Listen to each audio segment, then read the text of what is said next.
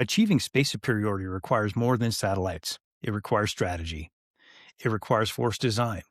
It requires the right mix of capabilities, organizations, and partnerships to ensure that the United States can protect its interest in, from, and to the space domain. Inside the Pentagon, one of the officers responsible for shaping that future force is Lieutenant General David N. Miller, Jr.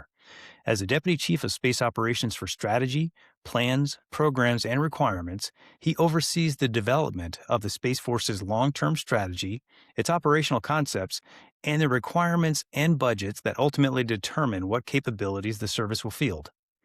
In many ways, this is where the future of the Space Force is designed. General Miller brings more than 3 decades of operational and strategic experience across the space enterprise, from missile operations early in his career to commanding units responsible for space warning and range operations to leading Space Operations Command, which operates the majority of the nation's military space capabilities. Today, he is helping shape the next phase of the Space Force's evolution, including the development of the service's objective force and the capabilities required to operate in an increasingly contested space environment. I'm Bill Woolf, and this is Spacepower.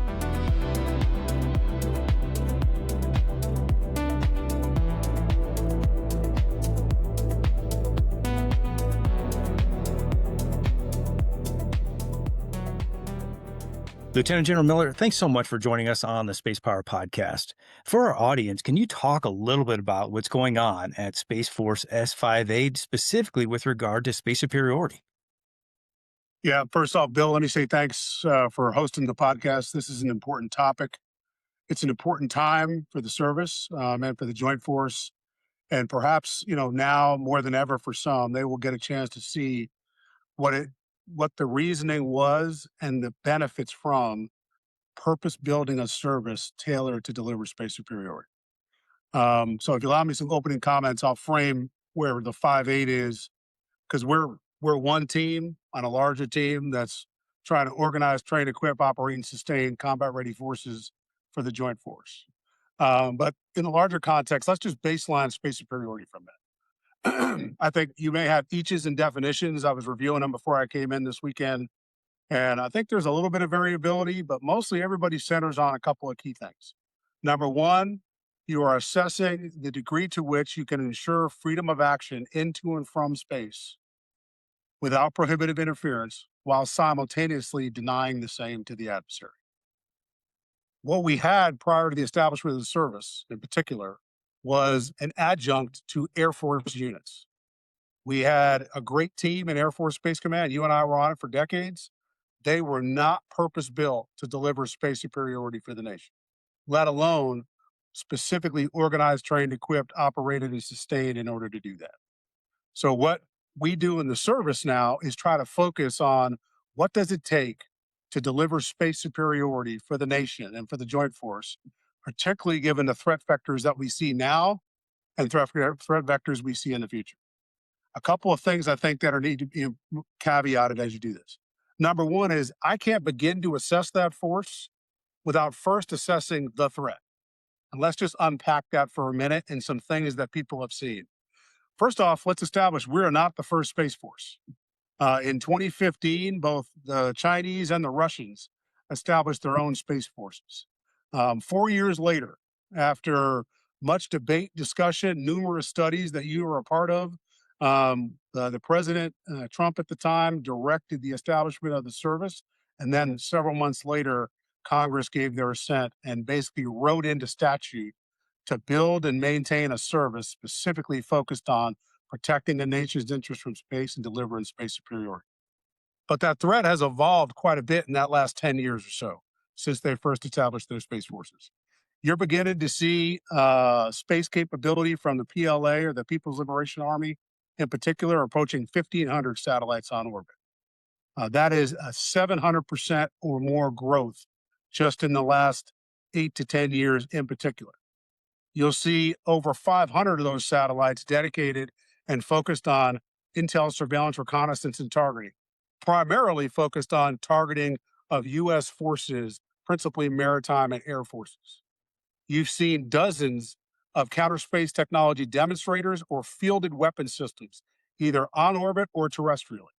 You remember in 2007, when we were younger, the first event everybody noticed was the direct descent anti-satellite missile that destroyed one of their defunct spacecraft. Since then, they've only built up more, invested more, and began to diversify, so much to the point where they can put at risk any satellite in any orbit based off the forces that they're fielding. And then when you begin to look at what they did, really over the last 20 years, is they went to school on the US military and they began to realize the benefits that space can provide to the rest of the terrestrial domains. And they have begun to integrate, iterate, and advance those capabilities to deliver long range fires, long range engagement capability, as well as the ability to do precision strike and targeting at significant ranges.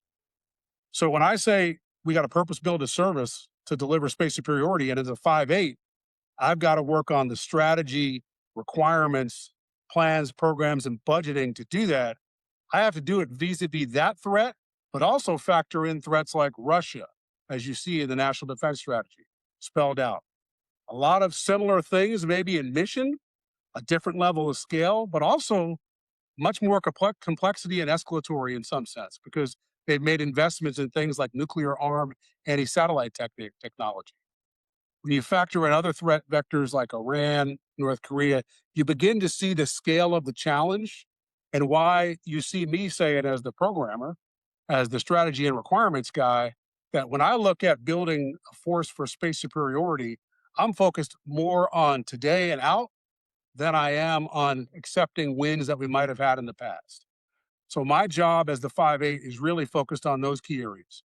First is, what are the strategic concepts and priorities that we need to look at in order to operate, sustain, and build out a force that can counter any threat vector from anyone, while simultaneously delivering that space-enabled combat edge that the Joint Force has long enjoyed and is only going to become more dependent on.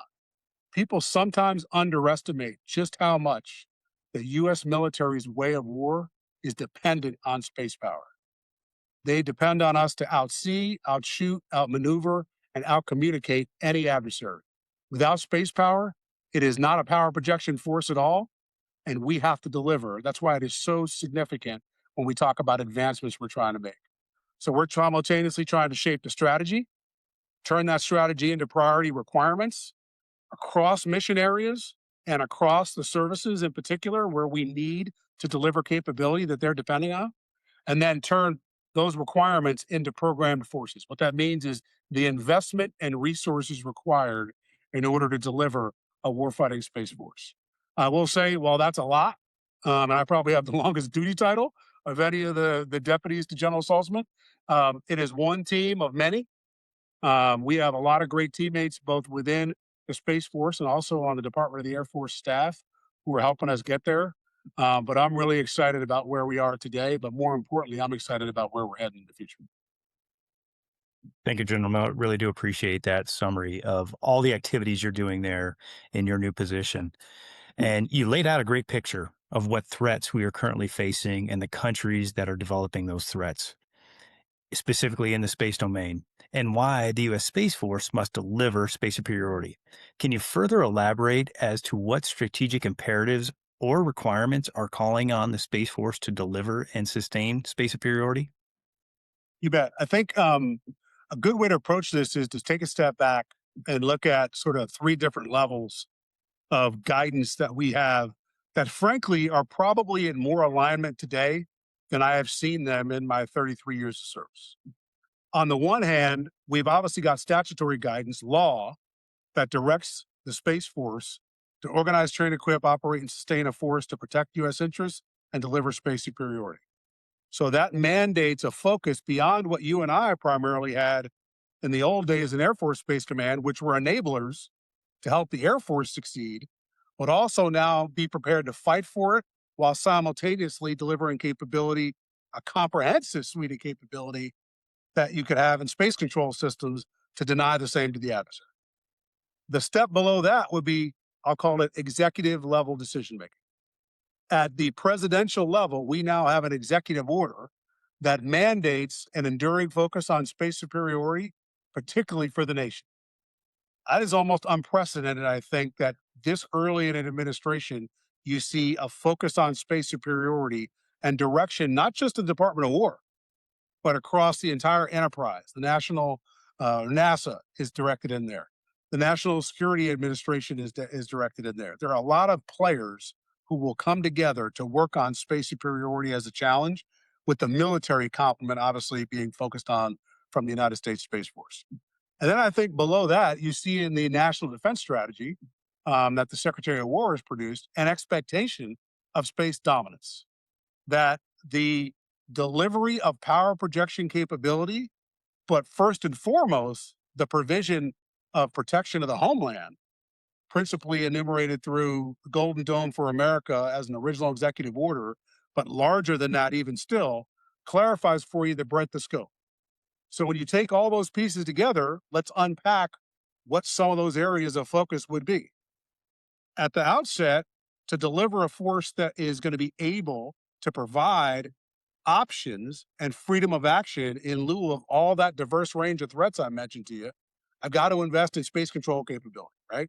I've got to begin to build out both kinetic or non kinetic in the future, potentially, systems that deliver options to the president, right? What gets resourced will be a decision that happens, but those are requirements that begin to be staffed out. Is I have to think through, and we have to think through, what are the options we can provide to do responsible counter space activity on behalf of the nation. To support the joint force and their ability to protect power and protect the homeland, I've got to invest in not just missile warning anymore, right? I've got to invest in missile warning, tracking, and targeting, because it's not just good enough to say duck anymore, like we had when I was a captain at Buckley.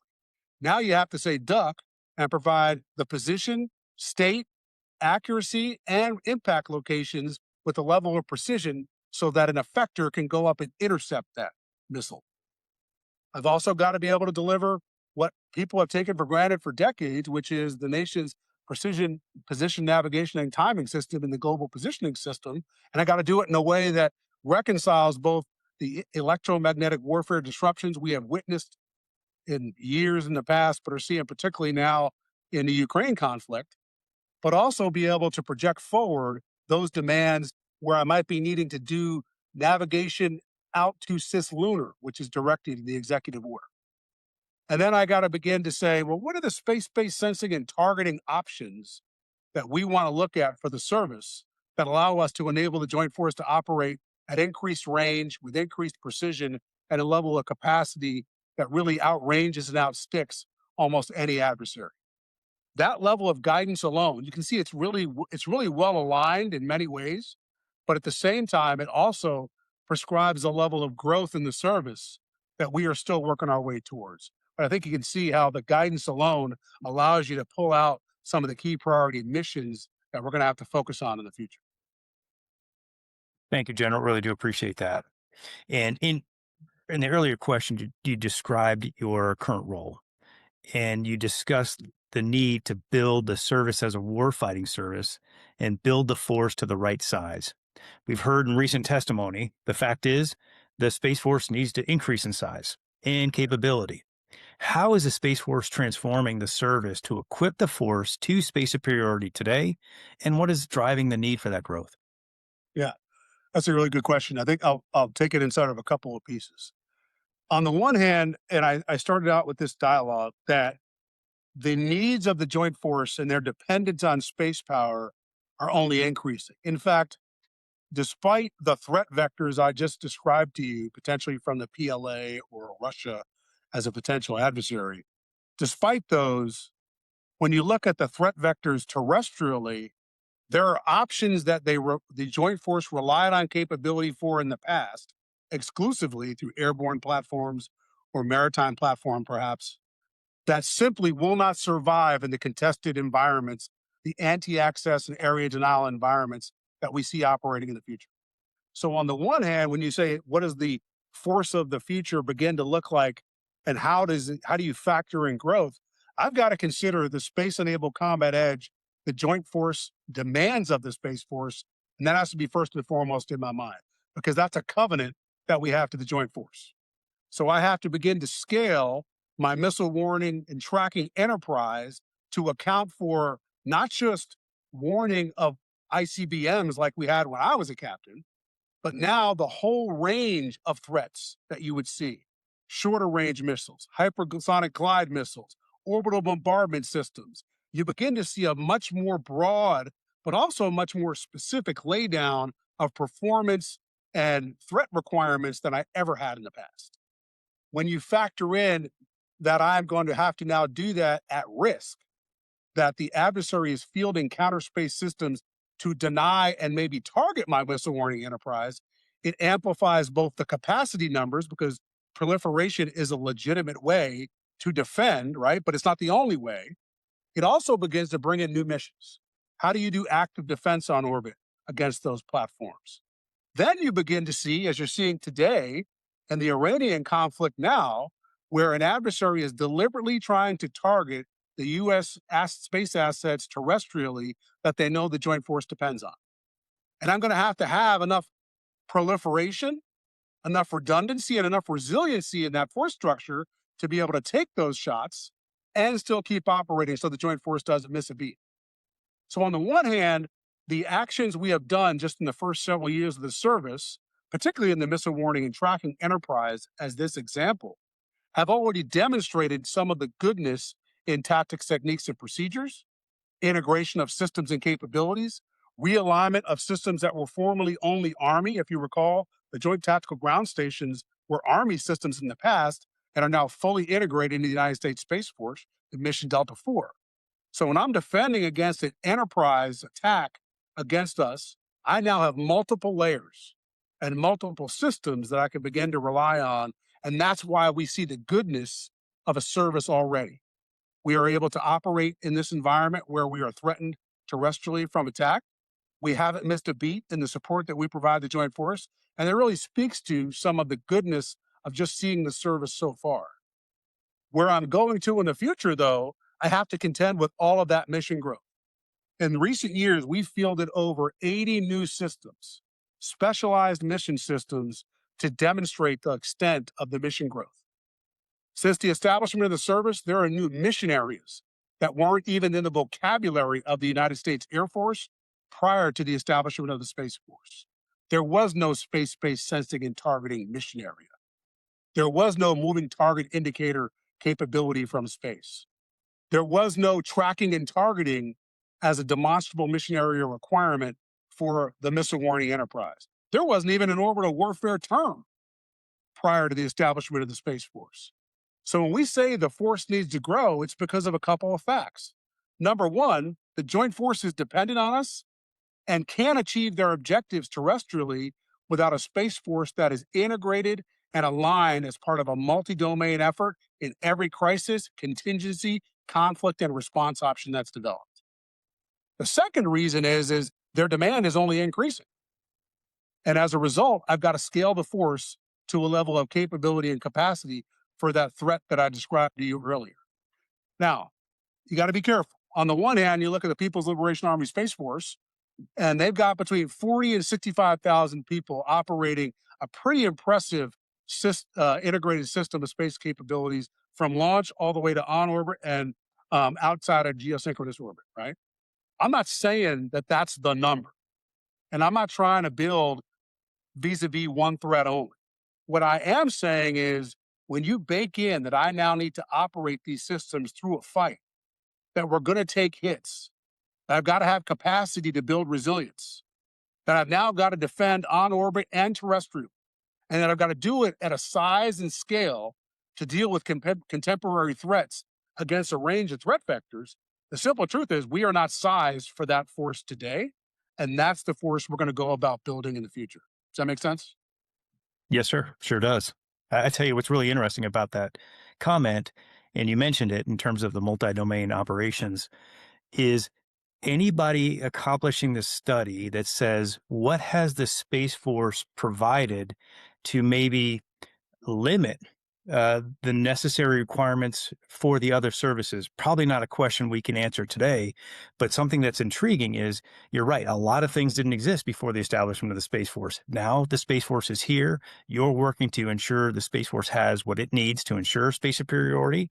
And now, because of that, what do the other services not need because of what the Space Force is doing, which I think is an intriguing question that I think a lot of Americans would like to learn more about. But building on that need for growth and transformation, can you elaborate on what the objective force is and how it is being designed to deliver space superiority in a contested domain? You bet. So I think you heard General Saltzman speak about the objective force a couple of weeks ago at AFA. And really, what we're trying to do with that objective force document is clarify for everyone, whether that's other teammates within the Space Force, other Guardians, partners like you who are working with us, industry partners who are trying to understand where we're going, or frankly, the Joint Force who needs to see how we are looking to build out and design a force tailor made to be a key player and a decisive player in the Joint Force. You got to have a few things. The first is this was discussed, I think, a couple of weeks ago, is a description of what that future operating environment looks like. So up front, you begin to say, well, what are the technology trends 10 to 15 years from now that I can begin to make bets on now and invest in now that would realize game changing or consequential evolutions of capability in the next 10 to 15 years? Then you begin to look at the threat and say, all right, well, where do I anticipate these potential threat vectors that I already see today might be given their trajectory, the trends, and the intelligence that I see? Then you also say, what are the spoilers? Because there always are spoilers in history, right? They call them the black swan events, those things that you didn't plan for, that you know are the asymmetric threats that you have to account for in your resilience as well as your ability to reconstitute, particularly in some type of game changing event. And then you look out and say, where do we need to be for the joint force? So you got to be tied directly to the joint force vision and also to the service and department's vision of where they see the U.S. military in that next 10 to 15 years. And that's sort of the future operating environment. That'll describe key concepts. It'll lay out some force sizing approaches. It'll give you technology trends. It'll give you orders of battle. And it'll also give you some key gotchas that you need to account for just in any threat assessment that you might have, just to name a few things. On the other hand, you got to size the force based off of those judgments. And that's really the rub and the substance that everybody looks for. So they want to see what are the units, facilities, personnel, force posture, locations, and frankly, when do those need to be delivered on orbit, terrestrially, the integration of both, and when all does that need to be phased in time and sequence so that we can lay out a deliberate plan for resourcing to an end state that everybody can see. The good news is it's a living document that we anticipate in 5-year epics at a minimum republishing that objective force because we know it's not going to be 100% right. And that frankly isn't the goal. The goal is to get to excellence with good enough as the start right now and iterate from there on out. I think we're in a great position now because in many ways that will deliver a force tailored for space superiority with a level of clarity and focus that maybe folks haven't seen in the past. And your point to, do you think some of the American people or maybe some allies and partners who want to understand and potentially invest themselves in where the Space Force is going, much better to give them a roadmap that they can then deviate from or come back to us with than just, in a room throwing darts at a board and just hoping they're making good bets. We think there's going to be benefits in both explanatory power to the Republic and the people here who are given their blood and treasure and their sons and daughters to join us as guardians on this team, all the way to our allies, partners who understand where the United States Space Force is heading, and our joint teammates in particular who see the commitment that we have to being part of a multi-domain integrated joint force with unparalleled reach, precision, striking power, and resilience for any threat vector that we see coming. I think it's going to be a huge benefit. That's why you see, I think, so much interest in it right now. But I think the biggest part for us is it's never going to end. It's a living document. We're going to continue to iterate on it. We'll take inputs and we'll get better each and every revision that we move forward on. Thank you, General. I know that when you got into that position that you're currently in, you hit the ground running. I've known you long enough to know that as soon as you get into a position, you're going to learn everything you can about the position and do everything you can to help the mission. How would you assess the progress of developing the force to date? And what do you see as the biggest success stories and what activities still need work? Yeah, a couple of areas here. So my overall grade for us would be good, but lots more to do. Um, on the one hand, I've been so impressed. I've talked to you about this before. I'm so impressed, particularly with our young guardians. Those guardians who are in their first or second enlistment or commissioning service tour and their ability to flex to new paradigms, step up without a beat to any threat vector that comes up, take on any challenge we give them, and never expect the minimum from each other. So, in that regard, I think we got untapped potential still in the service that we can grow from. But I think we've done some good things, and I'll point out a couple. One, I think that's been really, really good has been the development of the force in both, I'll call it the formal training and education programs that have been put in place. And then I'll call it the combat training and force generation that we have put in place, particularly over the last few years. On the former, the formal training, we now have an officer training course, a year-long course, where we pour into every officer who's going to be a commander, leader, and a planner on some combat crew or in some system program office when they graduate, that they understand the full breadth of everything the Space Force does at the required classification levels and with a level of expectation and academic and performance requirements that I think is just, it's a huge opportunity. They are going to be so much more lethal as second lieutenants graduating from an officer training course than me or you were just getting the minimum out of Air Force ROTC. And I was only a 2-year cadet when I got commissioned and went right into an operational tour. I think that is just going to be huge. They're also, let's think of the development benefits that they will have built lifelong relationships for a year of study, a year of training, and a year of performance with maximum as the standard, not minimum, with guardians that they're going to serve with for the rest of their career and beyond. And the connection that they're going to have, I think, is something that we have not even begun to tap into that potential or the resilience that that's going to provide those guardians. That's just one example.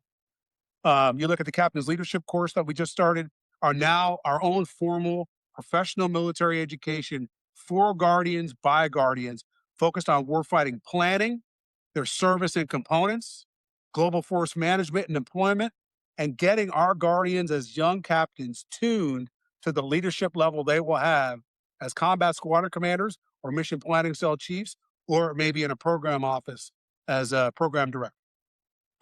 Something me or you didn't have either, right? I mean, we have begun to turn the screws on formal training and education to produce guardians with a level of lethality, but also a level of competence that I think is going to be impressive moving forward.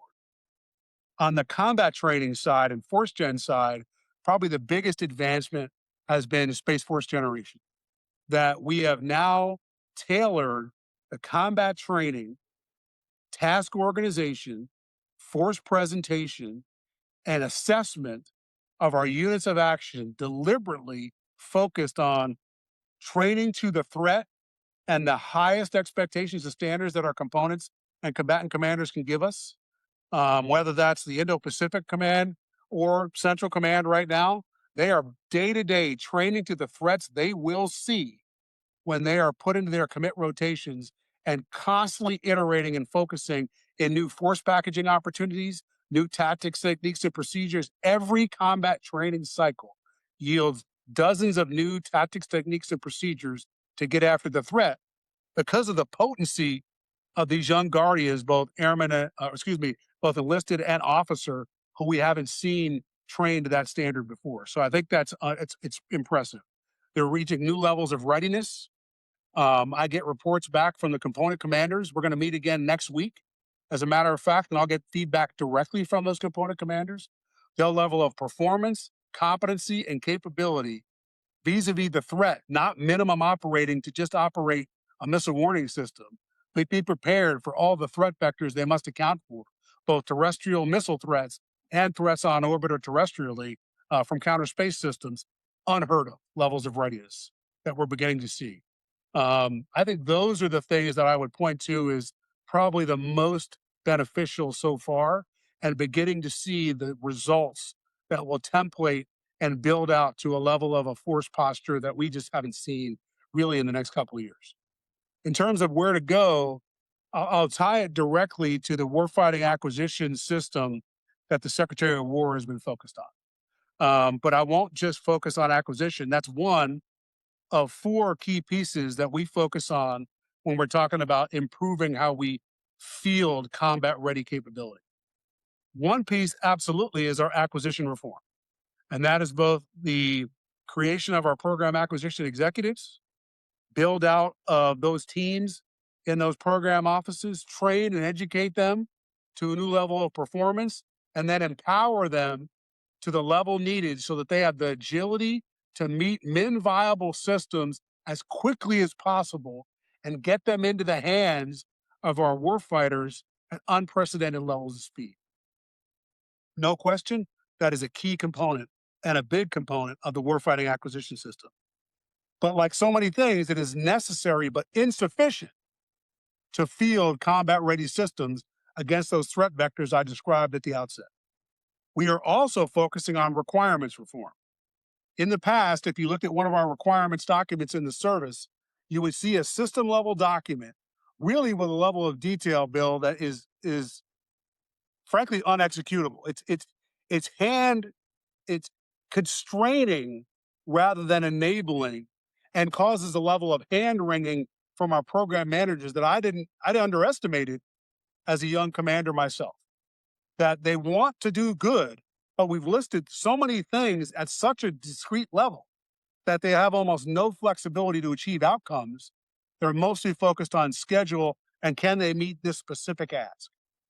That will be no more moving forward. We are moving to mission area level requirements documents and mission area only at the service level, describing those key outcomes that make up a combat ready unit or a combat ready system that we need to field and put in the hand of our warfighters. Because the metric isn't speed alone. The metric is a system that a unit can fight with. So now we begin to focus on, take missile warning and tracking. Performance for sure against certain threat vectors. But I recognize that the program acquisition executive needs latitude across multiple systems to tell me how she or he is going to achieve those outcomes. And I want that latitude. And I specify my min viable requirement in the mission area requirement and say, this is what has to be met and by when. The rest is up to you. And they are empowered to make trades within their system.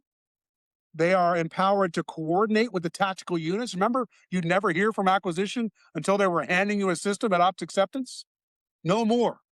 The whole system is being reworked now so that the touch points are plentiful, but also habitual, so that it's normal to see a team of acquisition all-star guardians and operational guardians embedded in the same formations and delivering on capability at speed.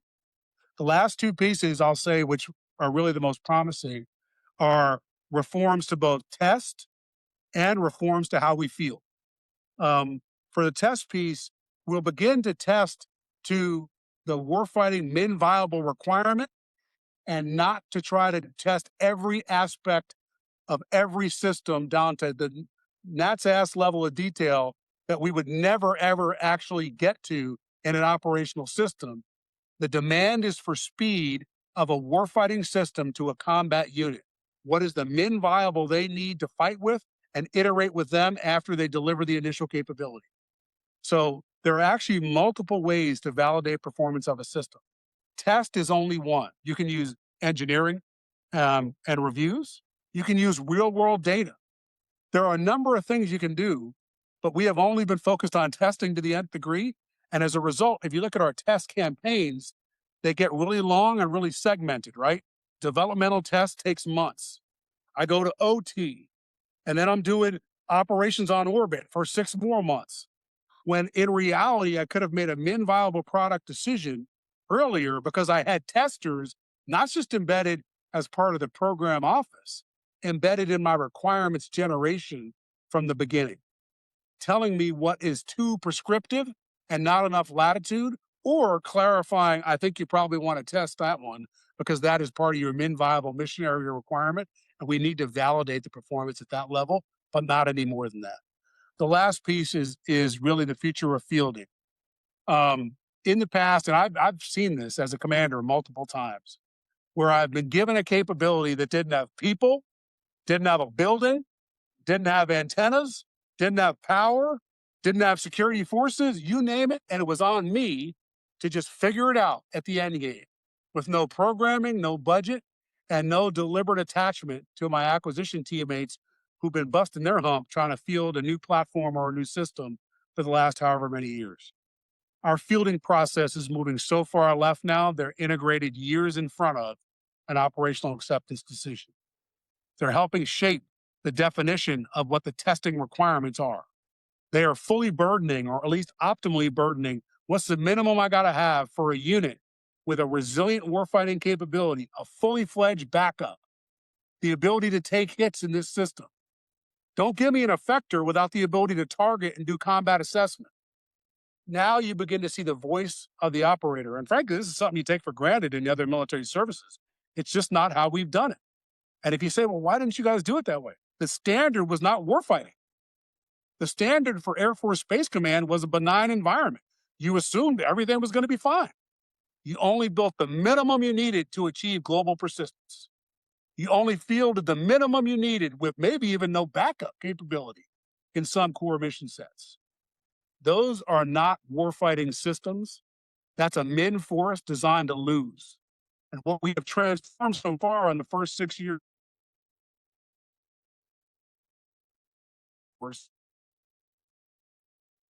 is a system of capability. They're not just more resilient in the terrestrial infrastructure, they're getting increasingly resilient on orbit and in the cyber domain. And I think that's going to produce a much more credible force moving forward. That's my priority as I look to program and budget for the future, but also as the chief requirements officer for the service, reshaping how we're doing that in order to ensure we're fielding capability the Joint Force and the Guardians can use. General, I really do appreciate that. I was talking to General Whiting recently, and you brought up the SPA 4 Gen model, and you brought up the service components that you talk to on a regular basis. And yet there's still some confusion about the differences between U.S. Space Command and U.S. Space Force. And so, in your words, based on the fact that, again, you've got these Space Force components now that are geographically set up to work with the Space Force component at U.S. Space Command. Can you talk just briefly about how that works? And then you also talked about the threat and how that evolves. So just in your perspective, just summarize that for our audience here. You bet. I'll try and do it. I got to wrap up on this point, but I'll try to give you a little bit to maybe clarify that. So I think it's good to go back to the beginning. As the principal planner for establishment of U.S. Space Command, I had some specified guidance at that time from either the chairman, General Raymond, or from the deputy secretary. There were 3 different pieces of guidance that we had to establish U.S. Space Command. One of the key deficiencies that was noted was the lack of space expertise and leadership in each of the combatant commands. There was a recognition that any fight we get into, just like you're in now in CENTCOM, is going to be a multi-domain fight. And there was a recognition that the Joint Force is only increasing its dependence on space power, not lessening it. And so there was a discussion on how do you begin to field capability and the right, now Guardians, but at that time we didn't have Guardians yet, the service wasn't stood up.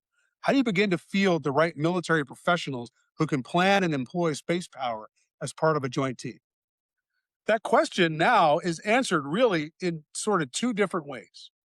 On the one hand, There are global systems and missions that must be executed on behalf of the joint force, that we have a synchronized and single commander executing core missions on behalf of the joint force. And in that regard, that is a combatant command responsibility focused on planning and employment, mostly, as you know, Hippie, really on the next 2 to 3 year time horizon is their main focus, really designed to focus on the now and what they're doing specifically in missile warning and tracking, navigation warfare, electromagnetic warfare for global, orbital warfare. Those are key competencies and core units that we would present to General Whiting to execute his assigned missions as a combatant commander. What you have to recognize is General Whiting is one of 11 combatant commanders. He's not the only one. And as you're seeing right now with Admiral Cooper in CENTCOM, as you see with Admiral Paparo in the Indo-Pacific, as you see in AFRICOM or EUCOM, each of them has to develop war plans and posture and then potentially employ each and every day with service capabilities that we provide them, whether that's electromagnetic warfare systems that we deploy to the theater, whether that's tactical surveillance, reconnaissance, and targeting capability that we give them, whether that's commercial SATCOM that they want to take in order to augment and provide resilience to their forces. It's our job in joint guidance to provide them a leadership team to oversee those forces and, frankly, oversee and lead the planning and employment and service representation of the guardians who are assigned to those combatant commands. In that case, Brigadier General Todd Benson is the service component commander to Admiral Cooper. He has a suite of electromagnetic warfare capability he could be called upon to use potentially. He has contracts to get tactical surveillance, reconnaissance, and targeting capability. He's got targeting requirements that he has to do for the joint force. He's got SATCOM requirements that he helps prioritize for the joint force. All of those things are appropriately held within that combatant commander's area of responsibility. And General Whiting, who provides much, but not all, frankly, 90+% of the units we present go to him. But we do have discrete capability focused on regional or theater employment that is specific to those areas of responsibility. In order to help do that, we had to field a component to General Whiting, and that's U.S. Space Forces for Space Command, commanded by Lieutenant General Bythewood, and field components to the other combatant commanders. And where they need more support or they need access to global capability, they go to General Whiting and General Bythewood to get that capability. Where they can solve the problem inside their own area of responsibility, or they can partner with another service component to solve a problem, they'll do it that way. The key is what drives us is what's best for the joint force. And our joint guidance requires us to staff service components because it's a nominal part of our doctrine in how we organize, train, and equip for multi-domain activities. If we didn't, can you imagine the demand Admiral Cooper would have now if he couldn't point to a general officer in his theater who had been planning, exercising, training with joint forces for the last however many years? That'd be so suboptimal for employment that we would deserve the criticism that we would get as a result of it. The good news is General Raymond at the time and General Saltzman as his three had the foresight to realize, no, we have to do both. We have to build a service to be able to do both. And that's because, as I said at the outset, the joint forces dependence on space power is not declining. If anything, it's going to double. And as a result, we have got to organize, train, equip, operate, and sustain space forces across multiple combatant commands, not just one of 11. Does that make sense? Yes, sir. Sure does. I really do appreciate you summarizing that for the audience that listens to this and is learning more and more every time we get these podcasts out. You highlighted the acquisition challenges the Space Force has experienced to date. I remember one that General Saltzman talked about, extensively, and that is you would never field capability without having an advanced training capability designed to go with it, meaning you'd never have You never develop and deliver an F-22 without having an advanced training suite of F-22 ready to be simulated on so that you can have warfighters actually trained in that capability. How is a service addressing this to deliver capabilities faster? Yeah. So, a couple of ways. Number one, there's been a lot of investment in the previous 6 years of service on what's called our operational test and training infrastructure. And that is to field the range capability needed and the training applications required to take Guardians from Lieutenant Miller just joined the service all the way to Lieutenant Miller, Combat Crew Commander of the 4th Electromagnetic Warfare Combat Squadron. Um, that investment has been sustained. Frankly, it's at unprecedented levels, which is really, really good. And we just this past week reviewed where we are in that investment, and I'm comfortable we're on the right track with making those investments up to a point. Um, the second piece is described to you the combat training. We don't call it advanced training anymore because, frankly, that was a meter dial that nobody could peg what was advanced versus basic. The key was carving out time, space, and system capability to allow Guardians in their Space Force generation cycle dedicated periods where they could focus on training for combat, just like you would in any other armed service. Before a deployment, the 5th Fighter Squadron will go to Red Flag and get their combat training reps and sets in against a threat representative adversary. We have to provide the same for our Guardians. The OTTI investment is building that up in order to get there. What we are also doing is taking a whole new approach to that force gen cycle that I described to you and delivering combat training reps and sets that while the OTTI investment still is simmering and delivering capability, we've got a requirement for now. The nation's at war now. So we have to tailor the training those Guardians are getting to the maximum level ready for combat so that when they go into the theater, or if they're supporting in 2nd Space Warning Combat Squadron, missile warning and tracking against an unprecedented number of ballistic missiles launched at the U.S. and our allies, they've seen it before, right? It's not the first time they're looking at it. I think we've made good progress in that area. I'm not happy yet with some of the discrete focus areas of the training. Like so many, I'll probably never be satisfied. You know me in how much we are training our Guardians. So I have to be careful in how much I want. But I've seen the threat vectors that are coming and are in some cases manifest today. And I know that we owe those Guardians and frankly, the Joint Force, not just our Guardians. We owe those Guardians and the Joint Force a level of combat training for fielding those systems, but for also fielding combat ready units to fight with the rest of the Joint Force. And we're still working through that to some extent. I think we're on a good path. I do. And I've seen a lot of good improvement.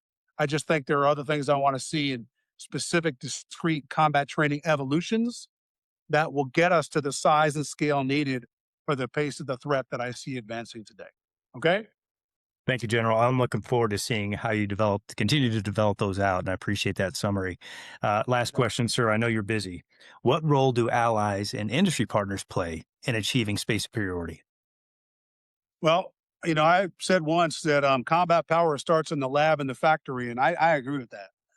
So, in terms of the industry partners, uh, I would say that in every aspect of the services core Title X responsibilities, we are looking to supercharge the industrial base, clarify what we want from that industrial base, and learn from them where we can in order to field and fail faster than we have in the past. So they're not only a valued partner, they are an indispensable partner when it comes to organizing, training, equipping, operating, and sustaining the force that we need, particularly a force that likely needs to double in size in the next 5 to 10 years. That's both kit and Guardians. In terms of the allies and partners, I think you're seeing it now, both in the initial execution of operations today, but also as things have evolved even in recent weeks and months. The U.S. simply does not go into fights by itself. We don't enter wars like that. That has never been something. Look at our history. It's just not true. Now, I'll be honest with you, some allies don't always want to be stated as a part of it, maybe, and that's okay. They have their own desires and their own national interests. But we cannot build a force that an ally who's simultaneously trying to build their own space capability is questioning and guessing the size, scale, and scope of our force structure moving forward. They've got to know it. Why is that? Number one is they're building their own, and they probably want to augment or complement what we're doing moving forward, and we want to incentivize that. There's truth to the notion that we're not building dependencies with our allies. We're looking for valued partners who are committed to space superiority and who stand shoulder to shoulder with us, just like they have in every fight that we've had in the past. No different for space power. I think the key for us is normalizing the engagements. That's why you see the service chief hosting regular Space Chiefs Conference. That's why you see regular engagements, both with the service chief and the combatant commander in the Combined Space Operations Initiative. That's why you see a specific allies and partners strategy for the service, because we want to normalize how we plan, program, and invest in force structure moving forward. So I would say for both allies and industry, they're not just valued partners, indispensable partners for the security that we want to establish in the future.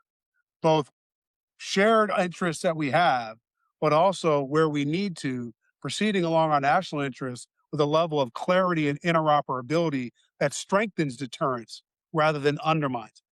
And I hope that makes sense to you.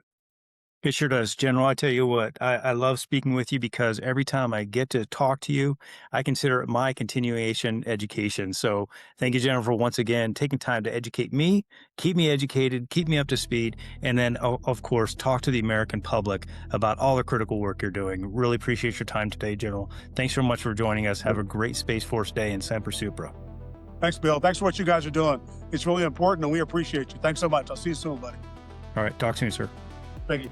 That was my conversation with Lieutenant General Miller. As you heard, achieving space superiority isn't just about technology.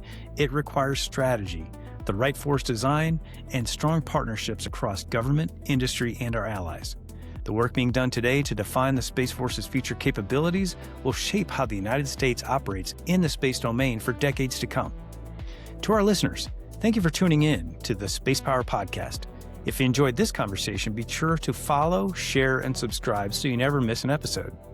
And stay connected with Spacepower and the Space Force Association by following us on social media for updates, new episodes, and conversations shaping the future of the space domain. I'm Bill Woolf, and this was Spacepower. Spacepower is produced by Ty Holliday. See you next time.